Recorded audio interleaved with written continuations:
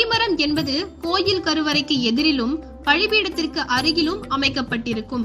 கோயில் திருவிழா காலங்களில் கொடியேற்றுவதால் இதற்கு கொடிமரம் என்று பெயரேற்றப்பட்டது. கொடிமரம் சமஸ்கிருதத்தில் துவஜ ஸ்தம்பம் என்று அழைக்கப்படுகிறது. சதுரபாகம் பிரம்மனுக்கு உரியது, எண்கோண பாகமோ விஷ்ணுவிற்கு உரியது, ருத்ரபாகம் சிவபெருமானுக்கு உரியது. கொடிமரமானது மும்மூர்த்திகளை உணர்த்தும் ஒரு அடையாளமாகும். மனிதர்களுக்கு முதுகுத்தண்டு எவ்வளவு முக்கியமோ அதே போலவே கோவில்களுக்கு கொடிமரம் மிகவும் முக்கியமானதாக கருதப்படுகிறது. நமது முதுகுவட தண்டில் 32 எலும்பு வளையங்கள் அமைந்திருக்கும். அது போலவே கோயில் கொடிமரமானது 32 வளையங்களுடன் அமைக்கப்படுவது வழக்கமாக இருக்கிறது. ராஜகோபுரத்திற்கும் கருவறைக்கும் இடையில் கொடிமரம் அமைக்கப்படும். கொடிமரத்தின் 5இல் 1 பாகத்தை பூமிக்குள் இருக்கும்படி அமைப்பது வழக்கம்.